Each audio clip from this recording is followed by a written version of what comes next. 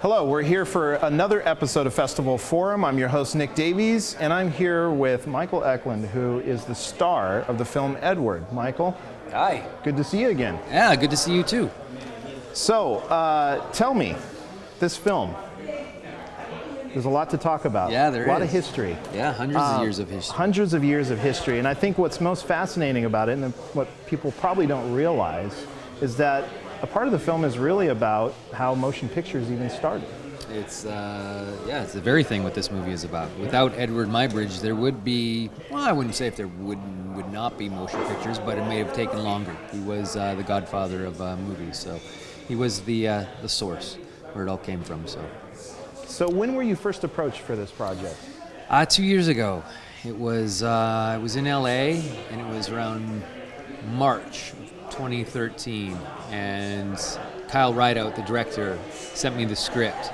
My agent called and told me I should read this script, and I did what I do with most scripts. I shelved them, put them on a big pile of scripts I'm meant to read, and I get through eventually. Then a couple weeks went by, my agent called me again and said, you really have to read this script. And I took her word for it and cracked the script, and I read it and fell in love with it immediately.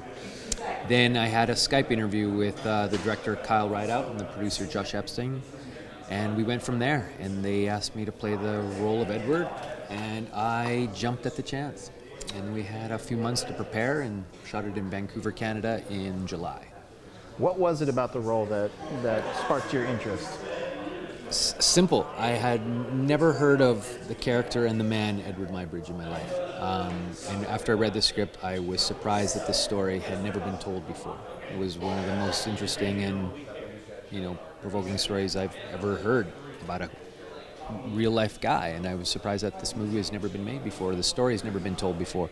And this was a chance to do that for the first time, was to tell this man's story, which I think he deserves, because people should know who Eadweard Muybridge is. I agree. Anybody that loves film, I think, needs to know the genesis. Film, art, photography, anyone who just appreciates, basically art and movement, too. Dancers, everyone should know who Eadweard Muybridge is. He kind of started it all.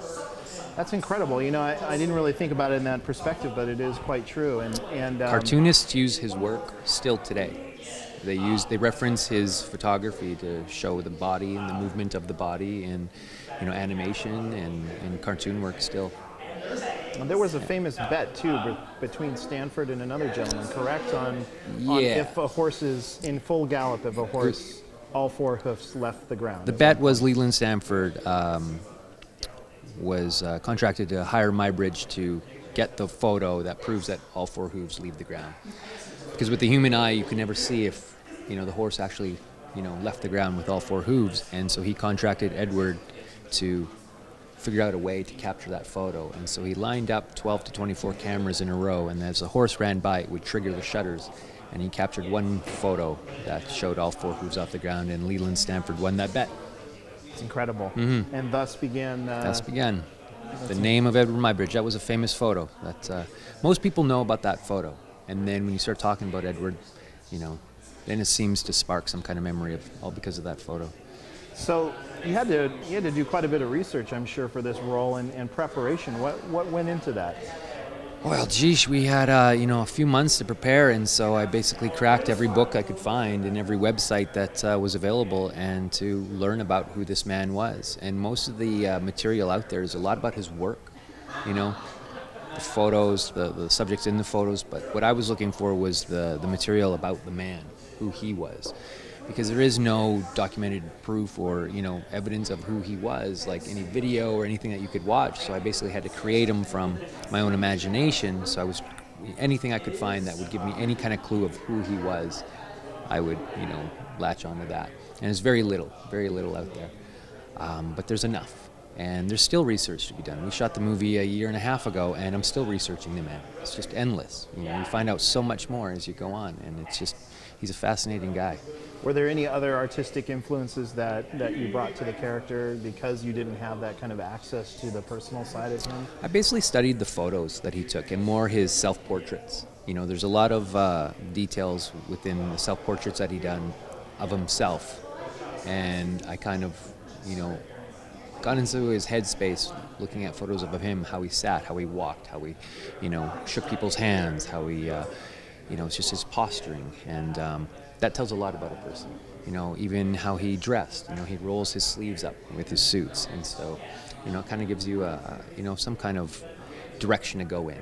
And then basically when I researched that he had brain damage, he had a prefrontal cortex damage to his brain, I started researching that and what that does to a person. And then that just, everything blew up from there, and I just kind of started building the character from that. That's incredible. Did you also get into photography quite a bit on your own? I took photography years ago growing up. I studied art. I was going to be a painter when I was growing up. I went to art school first and then got into acting later. And so I've always had a fascination with all art, whether it's painting, photography, or acting. And even with acting, I still feel like I'm still painting portraits, just with in the acting side of things now. So yeah, I've always been fascinated with all areas of art. Can you talk about some of the themes in the film that are very prevalent? In our film, it's basically it's the love story between Eadweard Muybridge and Flora. It was we shot so much other material for the film, the Leland Stanford bet. We shot the history of Eadweard, leading up to that point. But then we decided to just focus on, the love relationship that he had for this woman. And so that's a very strong theme, was love and jealousy, and a woman who also has been forgotten about by a man who was so obsessed with his work and so committed to his work and what he was trying to achieve that it kind of drove them apart in the end. And so that's one of the strongest themes in the film, was work versus love, commitment versus love. Always a good, powerful story. Very powerful. For any film. Anyone, still today, Do you have, what are some of your favorite films that possibly you drew inspiration to as well, to this picture? I tried not to watch other films that had anything to do with this story matter. I tried to just, use what we had. The script was powerful enough. It was all in the script. The script that Kyle and Josh wrote, all the information you needed was there. And then Kyle's vision for the movie was already there, and I didn't want to influence with other ideas from other movies or other characters that I've seen. Probably because this, Eadweard Muybridge character has never been portrayed before, so I didn't want to borrow, as we actors call it, from another source. I wanted to try to create something that was straight from the imagination. Tell me, what was it like working with Kyle as a director, the creative process between the two and the chemistry on set? We connected right away. This is Kyle Rideout's first feature film, which was very ambitious. When I read the script, I was like, how is this guy going to pull it off? And a first-time director. And he did 2 short films that he sent me, and they just blew my mind. They were 2 of the best short films I've probably ever seen. And they were just so magical and filled with so much heart and humanity and life. And so I thought, if he even gets close to what he did in these short films with the Eadweard film, then I'm on board. And sure enough, he showed up on set, and he is, if this is his calling card film, then it's a great first film to start out on, because he just knocked it out of the park. And it's just, the feedback we're getting is just that it's just a beautiful film, and that's what he was going for. And I think that's what we accomplished. And then just working together, we just clicked. He would come over to me, wouldn't have to say anything, and I would know exactly what he wanted and what he was thinking. And I was like, I got it. I know what you're coming over here for. And we'd go from there. And very talented guy. And Josh too. Josh Epstein too. Both of them together, they're a team, and they're a force to be reckoned with. That's incredible to be able to have that kind of symmetry with a director, where it really isn't work, I think, at that point. No. For you, is it just you're going in and you're going to become this person? Yeah, and they allowed that, freedom to do that for all the characters. That's what they wanted. That was our job to do, was to, bring the work to set that day. And they were just fun. They're great guys too, and they're very, very intelligent too. And they've been traveling with this story for years, because they did the stage production of it originally, and then they bought the rights to the play and developed it into a movie. So with their intelligence based on the subject matter, I was in good hands as well. So I brought what I learned, and they brought what they learned, and we collaborated together. And that was basically what this whole movie is really about, was a collaboration process with everyone, the cast and the crew. You know, everybody had different levels of experience, from none to professional, and we all just worked as a team and got it done. And that was one of the things I remember most about making this film. Was it was a fun collaboration between everyone. You know, everybody was there because of the passion of the story. It wasn't based on money or anything from that value. It was just the passion and wanting to tell this story. Excellent. Well, you know, we're in a very interesting point in film right now where digital capture has become the norm for filmmaking. And it's quite interesting because, you know, this is a film about a photographer, of course, that's shooting on film. And what is your impression of digital in terms of, as an actor, do you like working with digital? Have you worked with film before? And what are some of the differences and the challenges with that? Well, yeah, we all started off in film. When I started acting was 16, 17 years ago, and we were still shooting on film. And there was still a romance to that. You know, you didn't have film to waste. You know, every shot was valuable. I missed that, you know. Now it's digital, it's more expendable, but I don't really have an opinion either way, because it's not like I'm going to change anything. It's on course. But if you compare it to the Eadweard film, that's what that movie was about too. It was, you know, technology was changing. It was being improved. It was being, you know, what Eadweard created, and then to what we have today. It's the natural path of what we're on. I'm more interested in what's going to come after digital, you know. But it doesn't change what I do, and acting is acting, whether it's on film or digital. You know, my job stays the same. How they capture it, that's somebody else's job. Did they ever, were they the type of filmmakers that reviewed takes on set, or was that reserved for later in the process? Yeah, that's a good question. I don't remember watching any playback. We didn't have time, really. We shot this film in a very small amount of time, and each day was action-packed. We couldn't sit back and watch playback a lot and seeing if the scene, you know, worked or not. We just felt it, and it changes. Sometimes I like watching, you know, playback for a very specific scene. And this movie, it was more about just feeling it, and we all kind of knew when we had it and when we didn't, and we would work it until we had it right. Yeah. So playback was, you know, it was happening while we were doing it. Interesting. So, do you have any favorite moments while shooting? Any particular memories that are quite fun? I mean, it sounds like you had an amazing experience on the film, all around with your collaboration. But is there any moments that kind of stick out in your brain as just, I'm going to remember that for the rest of my life? I guess, you know, each scene was very special to me for its each, you know, reason. But I think we all can agree there was the last day on the film was very special for all of us, because we shot the movie in Vancouver, Canada, and we shot the beginning of the film on the very last day. And the cast, the crew, everyone, we had to hike 2 hours up to the top of a mountain. And the mountain in Vancouver is called the Chief. And if you know Vancouver, you know this mountain. It's a very intense climb to the top of this mountain. So we had to carry our camera gear, we had to carry our costumes. Everybody had to work together and carry everything to the top of this mountain and then shoot a movie. And that's what Eadweard did. So we all kind of felt like, in a small way, we were experiencing what this one man did on his own back in the 1800s. You know, he carried his gear up mountains to get these shots. That's what we were doing to get this shot in this film.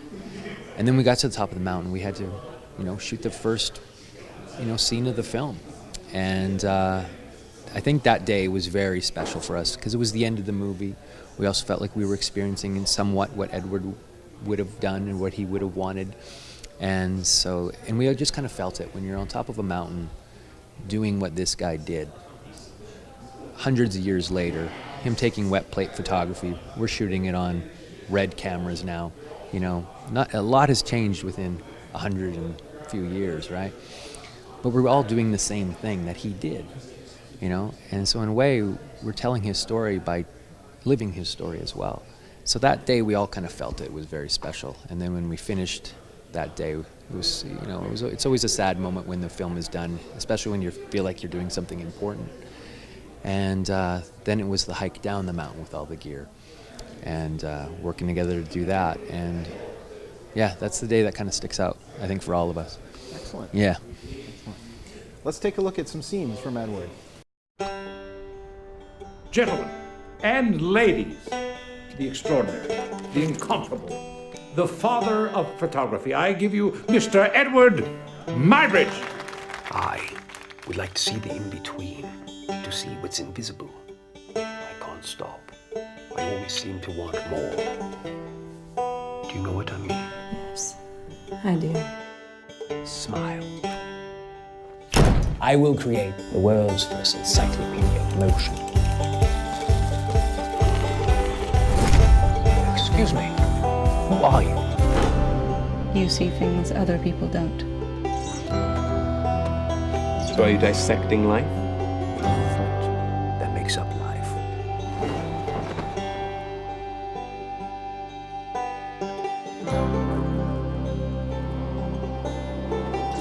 Why are you always staring? It's strange.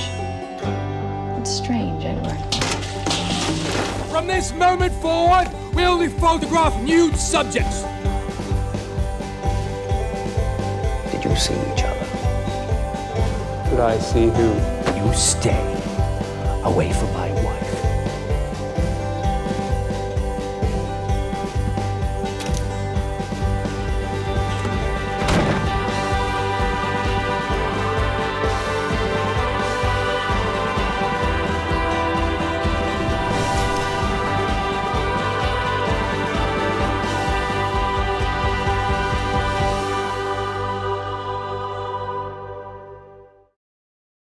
We're back, and I want to thank Michael so much for being here. It was a pleasure talking with you about this film. It sounds like an incredible film. I can't wait to watch it myself. It was an incredible film and an incredible experience, too, to make the film. So I just hope that everybody enjoys it and gets the word out about the film because, again, this guy's story needs to be heard and told. So I agree. yeah.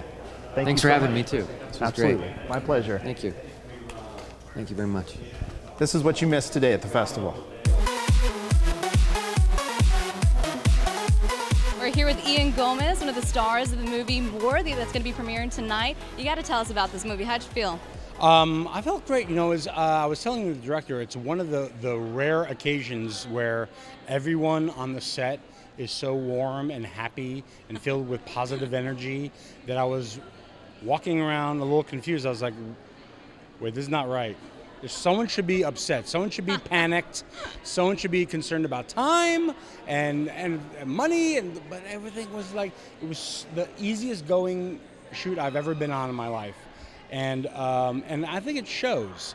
Hopefully it shows. I haven't seen the film. Okay. But everyone was so positive. It was wonderful. I mean, from the director and the writer and the star to all the producers and the PAs. It was just like this. It was like happy, shiny people. And it was, I was maybe I'm the jerk. It's like there's always one jerk somewhere, and it must be me because everyone else is so nice. But you didn't start up any drama or anything, right? I tried to start drama, like, where's my chair? And they're like, here's a chair. I'm like, oh, okay. I don't have enough cold water. Oh, there's cold water here. But everyone was so great. And I was just talking to Mitch, one of the producers, and he's like, I would love to play again. I'm like, please call me for anything. You know, we can, play some putt-putt or something. I don't care. I just want to be with you people. You're fantastic. You got it. So we're here at the Newport Beach Film Festival in Newport Beach City. I know, at Fashion Square, right?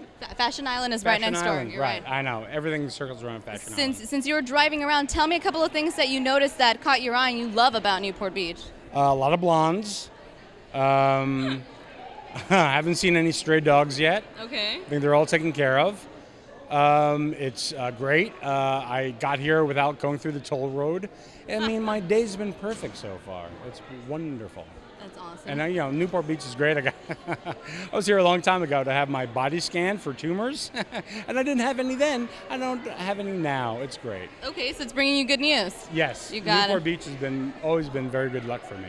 Awesome, Ian. Well, congratulations on your premiere and your success. Thank you very much. Have a great night. Thank you. Hi, I'm Ian Gomez, and you're watching Newport Beach TV. So, guys, we're here in Newport Beach.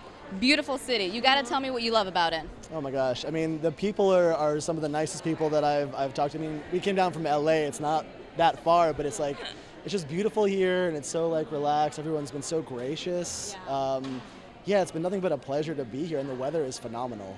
You got to tell everybody. What about you? Just being able to like smell the ocean air is quite wonderful. But yeah, like Mitch said, I mean, everybody at the festival has been just wonderful to talk to and to like hang out with, and you know, it's just been they've been the highlight of this trip. That's awesome, guys. Well, congratulations to you both. This has been a true success, honestly. It's going to be a great night for you guys. Thank you so much. Great. We're here with Lizzie Velasquez, and she's here with her film, A Braveheart, the Lizzie Velasquez story. Lizzie, how are you doing today? I'm doing really, really well. Really excited. You excited to be here in Newport Beach? Yes, this is my first time here. And tell me, what's your impression so far of the city and the festival and everything that's going on? It's going to be hard for me to leave because it is gorgeous. I live in Texas, so this weather does not exist in Texas. So it's incredible. Yes, it's nice to have that ocean close by, isn't it? Yeah, it is. It's like a soothing sound machine, but it's a real life ocean. Have you had a chance to actually go out and do a little bit of sightseeing and enjoy the city? Not so much. I got to go to the beach for a little while today, and it was gorgeous. Excellent. Okay, well, hey, let's talk about the film. How did this whole film start? About a year ago, Sarah Bordeaux, our director, called me and said, I have this crazy idea to do a film about your life, and told me, don't answer me yet and think about it. And I said, my answer is yes, I'm in. She said she wanted to shine a brighter light on my story and give me a bigger stage to share it. And I knew right away that she was the perfect person to do this, to learn very quickly that if I couldn't accept myself from the inside out, I wouldn't be able to help anyone else. And I think we all have that inside of us. You just have to be ready and willing to accept it and take it in. So are you hoping that this film reaches a mass audience and it actually brings a lot of awareness to this issue that really, quite frankly, doesn't get a lot of attention, not nearly enough attention as it deserves? Oh, absolutely. One of my favorite things about this film is it is my face on the screen and it is my personal story, but it's every single person that's watching it. It's their story. All you have to do is put your face on the screen and you can relate to it or relate to a family member who went through something like this. And I hope so. I just hope that as many people can see it around the world, no matter how or when they see it, I hope that they do. And I hope that it's not just a movie that they watch and think, oh, that was good. I hope it's a movie that they watch and they're inspired and leave a little bit angry to make a change for other people.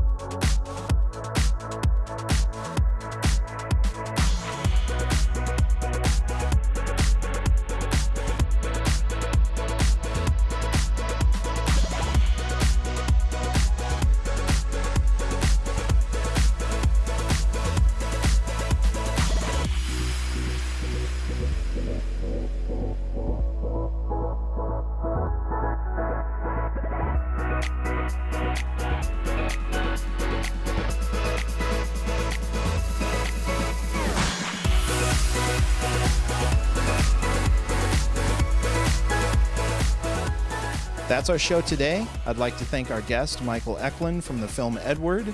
I invite you to check back. We update our videos every day.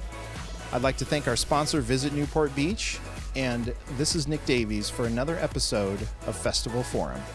See you next time.